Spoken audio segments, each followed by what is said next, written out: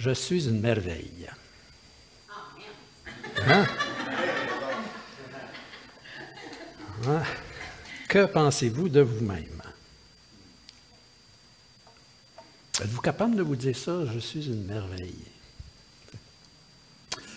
Puis pas juste de le dire, là, de se l'approprier. Ça dépend des jours. Ouais. Il n'y a pas longtemps, à Pâques, mes fils étaient chez nous avec leur famille. Puis le plus vieux, il a 2 filles, une qui a 10 ans, puis l'autre, elle a 7 ans. Puis avant de partir, celle qui a 10 ans, elle a décidé de faire un spectacle avant de partir, un spectacle de danse. Et puis là, elle entraîne sa sœur dans ça, puis c'est elle qui conduit, puis sa sœur a suivi. Elle fait comme sa grande sœur. Puis ça a été un petit peu long parce que le morceau de musique qu'il fallait qu'elle aille jusqu'au bout. Là. Ouais. Mais après, j'ai été quand même étonné parce qu'elle a le sens du mouvement. Ça, il faut dire ça. Fait que je lui dis, Zoé, est-ce que tu prends des cours de danse? Elle a dit non. Mais j'ai dit, t'es bonne. Elle a dit, je sais. Après, quelques secondes, une minute après, elle était plus loin, puis elle ne nous entendait plus. Je dis à mon fils, j'ai dit, t'as entendu ça? Il dit, Père, aujourd'hui, tu n'as plus besoin de booster l'image des jeunes. Tu n'as plus besoin de leur donner un boost de l'ego. Ça vient tout seul. Ce qui n'est pas toujours le cas. Ça va peut-être se régler avec, ou se changer avec les années. Mais je dois vous avouer que en fait, je vais reprendre ça autrement. Quand moi je me suis converti en 1971, le courant dominant, je vous dirais, en tout cas, celui que j'ai retenu, parce qu'il y en avait peut-être d'autres, mais peut-être j'étais plus sensible à ça, c'est le fait que le mouvement, le courant dominant dans l'Église évangélique, c'était nous, les êtres humains, nous sommes bons à rien. Bons à rien. Je me souviens de ce prédicateur que j'entendais à quelques reprises dire, parce qu'il parlait, là, puis il racontait l'histoire d'un autre prédicateur qui un jour, il avait prêché dans une église et puis quelqu'un est allé le voir pour lui dire, pasteur, c'était bon votre message aujourd'hui. Puis le pasteur aurait répondu, je le sais, le diable me l'a déjà dit. Hein? En voulant dire, penser du bien de soi, c'est pas bon. Moi là, j'ai été très influencé comme jeune croyant par cette perspective. C'est beaucoup plus tard, puis justement, on va regarder le psaume 8. C'est avec le psaume 8, alors que j'étais étudiant en Californie, puis il y a un des profs qui avait parlé du psaume 8, puis là, j'avais été surpris de voir que le psaume 8, ce qu'il dit, c'est que nous sommes merveilleux. En fait, pas tout à fait nous, là, on va voir, on peut juste, ah ben, non, c'est correct, on va aller là. Alors, imaginez-vous, là, hein, qui oserait dire à Dieu qu'il a fait quelque chose de mauvais? Qui oserait se présenter devant Dieu pour lui dire, ce que tu as fait, là, c'est bon rien. C'est une erreur. C'est un débris d'autre chose. Alors, on va lire le psaume 8, puis on va essayer de voir qu'est-ce que le psaume 8 nous dit. Alors, je vais lire le psaume 8 et Mélinda t'avancera, si tu veux, s'il vous plaît, plutôt, au fur et à mesure. Parce que ça ne veut pas. Mais s'il vous plaît. Okay. Au chef des chantes sur Gittit, psaume de David. Éternel notre Seigneur, que ton nom est magnifique sur toute la terre. Ta majesté s'élève au-dessus des cieux, par la bouche des Ta majesté s'élève au-dessus des cieux. Par la bouche des enfants et de ceux qui sont à la mamelle, tu as fondé ta gloire pour confondre tes adversaires, pour imposer silence à l'ennemi et au vindicatif. Quand je contemple les cieux, ouvrage de tes mains, la lune et les étoiles que tu as créées, qu'est-ce que l'homme, l'être humain, pour que tu te souviennes de lui, et le Fils de l'homme pour que tu prennes garde à lui? Tu l'as fait de peu inférieur à Dieu, et tu l'as couronné de gloire et de magnificence. Tu lui as donné la domination sur les œuvres de tes mains. Tu as tout mis sous ses pieds, les brebis comme les bœufs, les animaux des champs, les oiseaux du ciel et les poissons de la mer, tout ce qui parcourt les sentiers des mers. Éternel, notre Seigneur, que ton nom est magnifique sur toute la terre. Voilà le psaume 1. Maintenant, comment comprendre le psaume 1? Ça, c'est la question. Psaume 8, oui. Merci beaucoup. Le psaume 8, d'abord, c'est une louange qui s'adresse à Dieu et qui commence par la même phrase, si vous avez remarqué, et qui termine par la même phrase. Ça commence par « Éternel notre Seigneur, que ton nom est magnifique sur toute la terre » et ça termine par la même déclaration « Éternel notre Seigneur, que ton nom est magnifique sur toute la terre ». Et en langage technique, en études bibliques, on appelle ça une inclusio. C'est comme une inclusion, hein? Ça aurait été plus simple de dire inclusion. Des fois, en français, on parle d'enveloppe structurale. C'est comme une enveloppe. Puis ça, c'est une forme qu'on utilisait dans la littérature biblique, généralement en poésie, mais on utilise ça ailleurs. Les prophètes utilisent ça. Dans le Nouveau Testament, des fois, on utilise ça. On donne une structure à un texte en utilisant ça. Puis cette figure de style-là, c'est qu'on commence avec une déclaration, puis on termine avec une déclaration. C'est pour ça qu'ils appellent ça une enveloppe. Hein? Ça enveloppe le contenu du psaume. Effectivement, en anglais, des fois, ils parlent de bracketing. Hein? Mettre ça entre brackets. En bracket, c'est des parenthèses. Alors, c'est une figure de style, comme je viens de vous le dire, qui sert à attirer l'attention sur ce qu'il y a entre les deux expressions qui sont répétées. C'est une façon de dire, ce que j'ai dit là, ce que j'avais à dire, je l'ai dit, ça commençait là, puis ça finit là. En fait, on s'en sert souvent, surtout chez les prophètes, pour... les psaumes, ça va bien, là, parce que les psaumes, c'est psaume 8, psaume 23, psaume 34, c'est facile. Là. Mais chez les prophètes, même s'il y a des chapitres, je ne sais pas si vous avez remarqué, mais des fois, par exemple, on dit souvent Isaïe 53, mais si vous lisez Isaïe 53, il continue dans 54. Et puis, ce genre d'inclusion-là, ça sert à dire, tiens, ça commence, ce qu'il y a le prophète à dire, là, ça commence ici, puis ça finit là. Bon, voilà pour les choses techniques. Mais l'autre élément qui est intéressant, c'est que, bon, évidemment, l'expression qui est répétée, elle est importante, elle donne le ton à l'ensemble, hein, ça donne le ton, puis le ton, évidemment, Éternel, notre Seigneur, dans le psaume 8, le prochain, la prochaine diapositive, en réalité, c'est la même, là. S'il vous plaît. Merci. Non, on va reculer parce que c'est pas ça. Je me suis trompé. On reste là. Merci. Alors, le ton qui est donné, c'est que le nom de l'Éternel, il est magnifique sur toute la terre.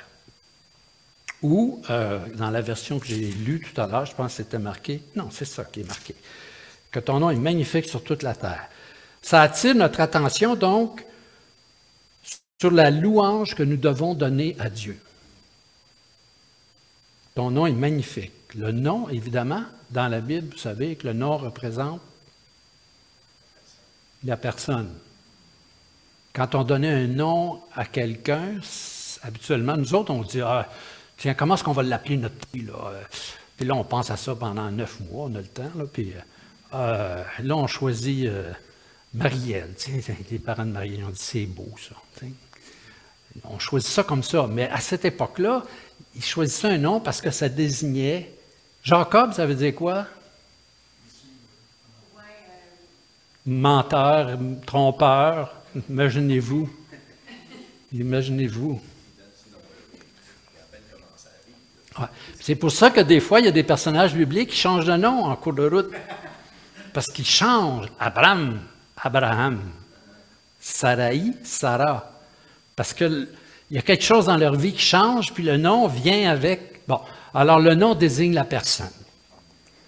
C'est une manière ici, là, donc, de dire, quand il dit « ton nom est magnifique », c'est une manière de dire que Dieu est magnifique. Mais là, la question qu'il faut se poser, c'est pour quelle raison David décrit-il que Dieu est merveilleux, magnifique? Déclare-t-il, excusez-moi. Et la raison de la louange se trouve évidemment entre les deux parties.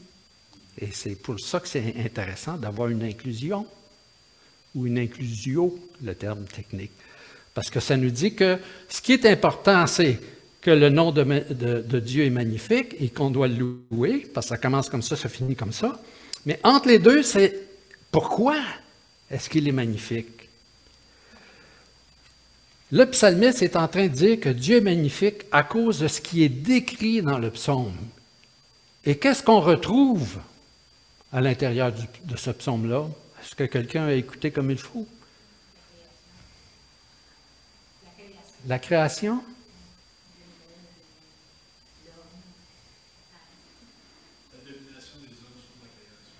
Domination des hommes sur la création? OK. C'est des bonnes réponses. Mélinda, tu veux-tu reculer, s'il vous plaît? Merci. Encore? Reculer? Reculer? Reculer encore? OK. Hop! Encore un petit coup. Quand je contemple les cieux, ouvrage de tes mains, la lune, les étoiles que tu as créées, qu'est-ce que l'homme pour que tu prennes garde à lui? Le Fils de l'homme pour que tu prennes... qu'est-ce que l'homme pour que tu te souviennes de lui? Le Fils de l'homme pour que tu prennes garde à lui? Tu l'as fait de peu inférieur à Dieu et tu l'as couronné de gloire et de magnificence. Prochaine. Tu lui as donné la domination sur les œuvres de tes mains, tu as tout mis sous ses pieds, les brebis comme les bœufs, les animaux des champs, etc., etc. Éternel, que ton nom est magnifique. C'est quoi qui est entre les deux? De qui il parle entre les deux? Il parle de la création, il parle de la domination de l'être humain, mais il est en train de décrire l'être humain. En d'autres termes, ce qu'il est en train de dire, « Éternel, que ton nom est magnifique à cause de nous. T'es extraordinaire à cause de nous. » Je pensais que j'exagère, mais effectivement, c'est ce qu'il dit. Parlons-en un petit peu donc. Comment le psalmiste procède-t-il? Qu'est-ce qu'il fait? Bien, la prochaine diapo, on va retourner à la diapo 6. Voyez-vous, il commence en considérant l'univers. Quand je considère, je regarde les cieux, tes cieux, ouvrage de tes mains, la lune et les étoiles que tu as établies. Donc, la première chose qu'il fait, c'est qu'il contemple l'univers. Moi, ça m'est arrivé. Dans les dernières années, s'il y a deux choses qui m'ont frappé dans les 2 dernières années, 3, 4, 5 dernières années, disons, je vieillis plus vite que ma tête. Ça. Je vous dirais 2 choses m'ont frappé. D'abord, que Dieu est bien disposé à notre égard, ça vous dit quelque chose? Et l'autre élément, c'est la grandeur de l'univers. J'ai pris le temps dans les dernières années de considérer, puis je vous en ai parlé une fois à Noël, puis 2 fois, je pense que je vous avais montré des diapositives sur la grandeur de l'univers. Puis dernièrement, je ne sais pas si vous suivez l'actualité astronomique ou astrophysique, ils ont découvert un nouveau quasar, c'est un objet brillant, disons. C'est une galaxie avec un trou noir. Ils l'ont découvert dernièrement. Là. Ben, ils savaient qu'elle existait, mais ils pensaient que c'était une étoile. Mais avec les nouveaux télescopes, là, puis les nouvelles recherches, là, c'est l'objet le plus brillant qui a jamais été vu dans l'univers, à 12 milliards d'années-lumière d'ici. C'est pas à porte, ça. Bon, pourquoi je vous dis ça? Quand je regarde ces choses-là, les cieux, l'ouvrage de tes mains, la lune et les étoiles que tu as établi, ben j'arrive à la même conclusion que l'auteur du psaume. Prochaine diapositive. Qu'est-ce que je suis pour que tu te souviennes de moi? Qu'est-ce que je suis pour que tu prennes garde de moi? Et je vous le dis, là, je suis là, assis dans mon lazy-boy chez nous, dans mon salon, en train de penser à cet univers, là, la grandeur. Puis là, ce sentiment-là m'habite. Ce sentiment-là émerge. Qu'est-ce que je suis? Ou l'autre sentiment qui va avec, c'est qui es-tu, Seigneur? Qui es-tu et qui suis-je? Combien tu es grand? Puis c'est quoi là, le lien entre nous deux? C'est tellement différent. Bien, l'auteur du psaume, c'est ce qu'il fait ici. Quand je contemple les cieux, l'ouvrage de tes mains, qu'est-ce que je suis pour que tu prennes garde de moi? C'est ça la raison de sa louange. Seigneur, que ton nom est merveilleux à cause de l'être humain que tu as créé, dont je fais partie. C'est une sorte de prise de conscience existentielle, là. Il est ébahi. Des fois, on dit il est muet. Je reste muet devant cette chose.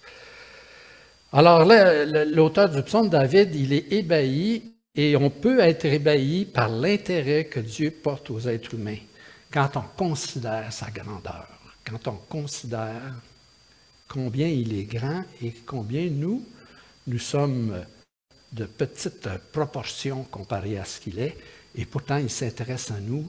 Qu'est-ce que je suis? Certainement que si Dieu s'intéresse à ce petit être qu'est l'être humain, c'est parce que cet être humain a une grande valeur. C'est pas moi qui donne la valeur à l'être humain. Puis si je suis capable de dire je suis une merveille, parce que, voyons. Ginette. Chose. Ginette, tout à l'heure, a dit qu'elle trouvait ça difficile des fois de dire. Alors, si on arrive à dire « je suis une merveille », c'est... J'ai perdu mon idée, mais je pense que je suis en train de dire... Ça va mal. Je pense que je suis en train de dire que c'est pas parce que nous sommes prétentieux, c'est parce que c'est Dieu qui le dit. Et quand je vous ai dit que, comme jeune croyant, j'ai été très influencé par cette perspective négative de l'être humain, puis qu'à un moment donné, j'ai pris conscience, là, du psaume 8, puis là, j'ai commencé à regarder d'autres textes bibliques qui disent à peu près la même chose. Là, j'ai dit, bon, je vais vérifier une autre fois, voir si je ne me suis pas trompé, là. Tu sais? Mais c'est vrai, l'Écriture, la Bible nous dit de telles choses. Ce qui nous ramène d'ailleurs au début du psaume, parce qu'au début du psaume, au verset 3, prochaine diapositive, voyez-vous comment il continue là, son psaume, après avoir loué Dieu? Il dit, par ta bouche, ou par la bouche des enfants et des nourrissons, tu as fondé ta force à cause de tes adversaires. Le psalmiste, il commence en s'étonnant de ce petit être qui vient au monde là, complètement dépendant. Là. Vous savez, à 6 mois, là, un singe est plus indépendant, je dirais, qu'un être humain, plus autonome qu'un être humain. À 1 an, là, le singe, il fait toutes sortes de choses qu'un petit être humain ne peut pas faire. Par contre, cet être humain se développe et il prend sa place dans la création. Alors, le psalmiste s'étonne devant ce petit être qui est complètement dépendant de son entourage, qui babille par la bouche des enfants et des nourrissons, tu as fondé ta force. Il babille. Mais cela nous permet de célébrer ou de servir de témoignage à la gloire de Dieu parce qu'il est extraordinaire déjà. Dieu agit souvent dans des paradoxes comme ceux-là. Puis l'auteur continue en décrivant l'être humain. Et là, il va le décrire en disant, en fait, on pourrait dire que l'être humain, dans ce psaume-là, il est le couronnement de la création. Il est de peu inférieur à Dieu. Il domine sur tous les animaux. Regardez les versets 6, 7, 8 et 9 dans la prochaine diapositive. Tu l'as fait de peu inférieur à Dieu, tu l'as couronné de gloire et de splendeur. Tu lui as donné la domination sur les œuvres de tes mains. Tu as tout mis sous ses pieds, les brebis comme les bœufs, tous ensemble, et même les bêtes des champs, les oiseaux du ciel, les poissons de la mer, tout ce qui parcourt les courants marins. En fait, les versets 6 à 9 sont une référence directe à Genèse chapitre 1. Dans la Genèse au chapitre 1, puis on va y aller, vous pouvez y aller dans vos Bibles si vous voulez, mais Genèse chapitre 1, versets 26 à 31, qu'on va lire rapidement. Il est dit là, Dieu dit, faisons l'homme à notre image, selon notre ressemblance, et qu'il domine sur les poissons de la mer, sur les oiseaux du ciel, sur le bétail, sur toute la terre, et sur tous les reptiles qui rampent sur la terre. Dieu créa l'homme à son image, il le créa à l'image de Dieu, il créa l'homme et la femme. Dieu les bénit et Dieu leur dit, soyez féconds, multipliez-vous, remplissez la terre et l'assujettissez. Dominez sur les poissons de la mer et les oiseaux du ciel et sur tout animal qui se meut sur la terre. Et Dieu dit, voici, je vous donne toute herbe portant de la semence qui est sur la surface de toute la terre et tout arbre ayant en lui du fruit. Là, j'ai perdu mon... Excusez-moi, j'ai levé mes yeux du texte et j'ai perdu... De toute façon, on a fini. C'est ce que je voulais lire avec vous. Alors, voyez-vous, il y a un parallèle entre le psaume 8 et le texte de la Genèse, le récit de la création. Le verset 6, dans le verset 6, il dit « Tu l'as fait de peu inférieur à Dieu et tu l'as couronné de gloire et de splendeur. » Bien, ça correspond à l'image de Dieu chez l'être humain. Dans la Genèse, il dit que Dieu a créé l'homme à son image, à l'image de Dieu. Hommes et femmes, il les a créés, à l'image de Dieu, évidemment. L'être humain n'est pas égal à Dieu, mais l'être humain, il est créé à l'image de Dieu, à sa ressemblance. Puis, dans les versets 7 et 8, dans le psaume 8 qu'on a lu tout à l'heure, bien, ça correspond aux versets qui sont affichés à l'écran présentement, dans la Genèse au chapitre 1, versets 28 à 30, là où les êtres humains reçoivent le mandat de la part de Dieu de dominer sur la création. C'est la même chose dans le psaume 8. On en parlera dans quelques minutes là, de la domination sur la création. Alors, en Genèse 1, l'être humain il est présenté comme le couronnement de la création. Il est créé après le reste, mais comme la finale d'une symphonie. Vous savez, les symphonies, comment ça fonctionne, là? On arrive à la fin, là tout le monde frissonne, puis hein, les gens se lèvent. Il y a comme un crescendo, là, la musique remplit l'espace, puis c'est comme ça le récit de la Genèse. Il y a un crescendo, ça s'augmente à chaque jour. Puis là, on arrive à la création de l'être humain, le couronnement de la création. L'univers, dans Genèse chapitre 1, est présenté comme le lieu qui est créé pour accueillir les êtres humains. Dieu, il regarde tout ça, il dit c'est bon, puis là, il crée les êtres humains, puis il dit c'est très bon. Et lors de la finale dans la création, l'être humain reçoit le mandat de dominer sur la création. C'est-à-dire que Dieu, à cette époque-là, on aurait dit que Dieu nommait l'être humain vice-roi de la création. Vous savez ce que c'est qu'un vice-roi? C'est celui qui prend la place qui représente le roi. Oui, c'est ça, c'est ça. Si le roi n'est pas là, c'est le vice-roi qui remplit ses fonctions.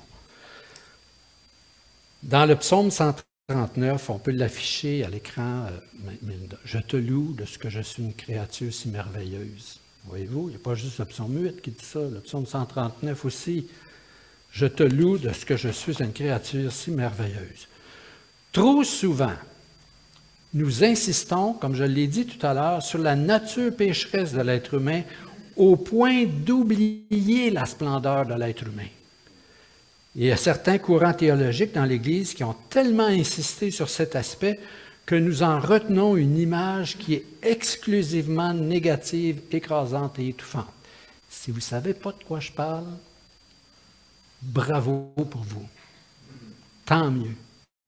Mais c'est courageux. Je vous ai déjà, je pense, raconté, un jour j'étais dans une église, ça fait bien longtemps de ça, et puis je faisais une série sur les dons spirituels, puis j'avais, bon, comment est-ce qu'on trouve notre don spirituel, puis bon, on avait discuté de ça dans la soirée, puis j'avais expliqué que s'il y a quelque chose auquel on prend plaisir, moi j'aime ça, là, j'aime ça, faire telle et telle chose. Mais ça peut être un indice que ça correspond à votre don spirituel, que Dieu veut utiliser. Parce que c'est quelque chose que Dieu vous a donné, puis vous prenez plaisir à ça, parce que c'est comme presque, c'est naturel pour vous de faire ce genre de choses-là. Vous savez, j'ouvre une parenthèse, dites pas ça à personne. Dans les églises, là, il y a des comptables. J'haïs ça, moi, quand vous mettez un chiffre devant moi, j'haïs ça. La comptable à l'église Sainte-Thérèse, elle aime ça, des chiffres. Elle aime ça. Je comprends, mais c'est sûr que donnez-moi pas le... s'il n'y a personne d'autre, puis on est obligé, puis l'Église va fermer si je ne le fais pas, je vais tenir les livres pour le bien de l'Église. Mais je ne sais pas si c'est pour son bien, mais en tout cas, je vais. Mais ce n'est pas mon choix premier. C'est absolument pas mon choix premier. Il y a d'autres choses, par contre, que j'aime faire.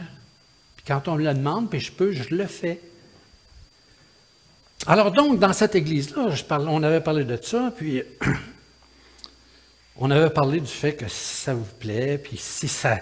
Une autre façon de mesurer, c'est l'effet que ça a sur les autres.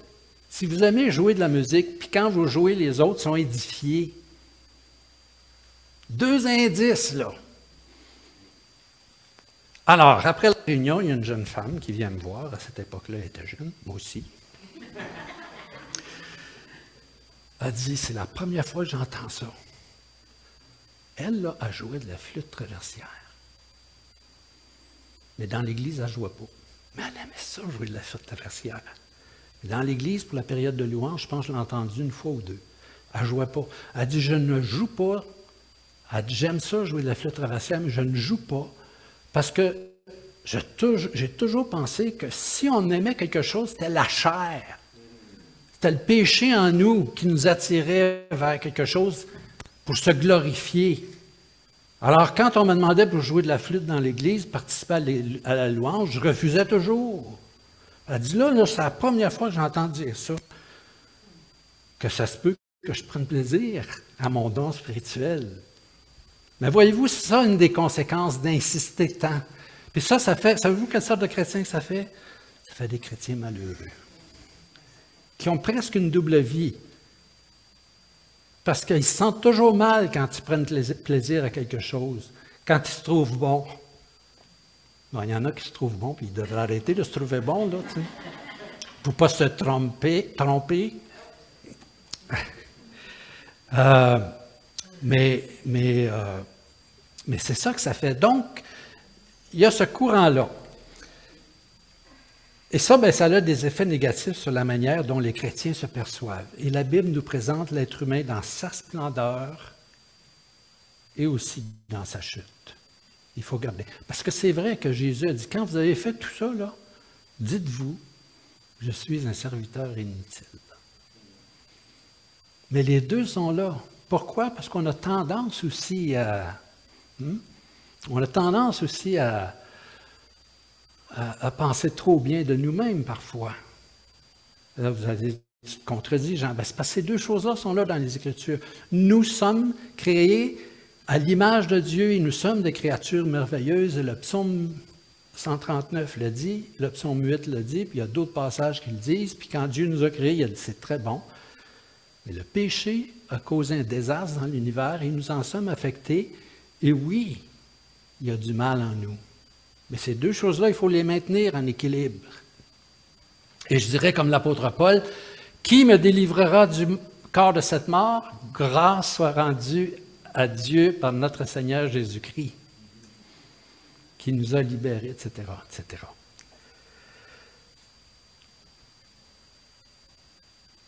Alors, c'est parce que nous avons une grande valeur aux yeux de Dieu que Dieu nous a donné, ou que Dieu a donné Jésus-Christ pour nous racheter. Maintenant, un mot, là, je vous ai dit, je reviendrai sur la domination. Voyez-vous, ce texte affirme que la place de l'être humain dans l'univers, elle est unique.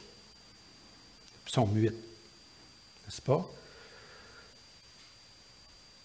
Tu as tout mis sous ses pieds, tu l'as fait de peu inférieur à Dieu, donc créé à l'image de Dieu. L'être humain dans l'univers a une position unique. On entend parfois dire que ce récit de la Genèse, c'est la source de l'abus de la création pour l'être humain. Je ne sais pas si vous avez déjà entendu ça.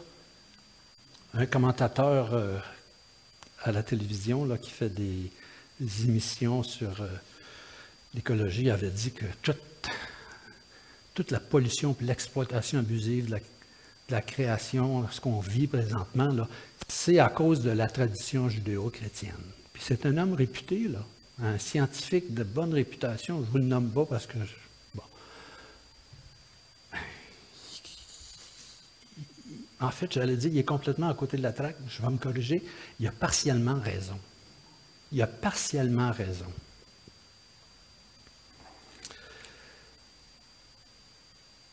On nous dit que l'être humain devrait rejeter cette vision du monde, être plus humble. En fait, certains vont même jusqu'à dire qu'il n'est rien de plus qu'un animal dans l'ensemble de la vie produite par l'univers. On devrait, c'est flat, là. C'est plat. Les tulipes, les pissenlits, les chiens, les vaches, l'être humain, tout ça, là. Tout ça. Ça a l'air quasiment... Je m'aperçois que je suis imbibé de ça, moi aussi, parce que je l'ai entendu tellement souvent que ça a l'air un peu aller à l'encontre de... Tu sais, on met tous les êtres humains comme ça sur le même pied. Puis c'est pas vrai, ça. L'être humain, il a une place unique dans l'univers. Tout à l'heure, je vous ai dit que ce scientifique-là qui a dit que c'est à cause de la tradition judéo-chrétienne, donc de ce que la Genèse enseigne, que l'être humain va dominer sur la création. C'est à cause de ça qu'on a tous les problèmes. Et je vous ai dit que c'est partiellement vrai. Parce que l'être humain a abusé de la terre et l'être humain continue à le faire. Cependant, la vision du monde qui est proposée dans la Genèse et dans toute la Bible ne va pas dans cette direction-là. Si on interprète le récit de la Genèse comme s'il nous donnait, ou comme une invitation à exploiter la création sans la respecter, sans en prendre soin, et ça, il y a des gens qui le font, bien, c'est une interprétation qui est outrancière, donc qui est fausse. Et je vous dirais que cette interprétation-là, elle existe parce qu'elle est précédée par une disposition abusive chez l'être humain. Et laquelle disposition fait que les êtres humains interprètent le texte dans ce sens-là. On domine la création. On peut faire ce qu'on veut avec la création. On peut en couper des arbres. On peut en tuer des animaux. Mais oui, on peut couper des arbres et tuer des animaux, ça existe, mais pas de façon abusive. La domination dans les Écritures, ce n'est pas une exploitation dure, irrespectueuse et abusive de la création. Quand il dit « il dominera sur toute la terre », cette domination, excusez-moi, ce n'est pas une exploitation dure et irrespectueuse de la création. L'être humain doit dominer la création à l'image de Dieu. Or, si vous avez compris les Écritures, Dieu prend soin de sa création. Quand Dieu domine, il n'écrase pas. Quand Dieu domine, il n'abuse pas. Quand Dieu domine, il n'exploite pas. Mais il prend soin, il guérit, il soigne. Il va même jusqu'à donner sa vie pour nous. Et ça, c'est la domination que Dieu exerce. Et même quand on considère le mandat qui est donné au roi d'Israël de régner, il y a deux courants dans l'Ancien Testament concernant la royauté. Il y a une place au moins où Moïse il dit, c'est Samuel qui dit, demandez pas de roi comme les autres nations. C'est comme c'est négatif un roi. Parce que si vous demandez un roi, il va comment? Vous assujettir, réclamer vos garçons pour faire la guerre, etc., etc., etc. Pas de roi. Il y a d'autres textes qui nous parlent d'un roi de façon positive. Mais quand le texte de Moïse donne des instructions concernant la royauté, que dit-il?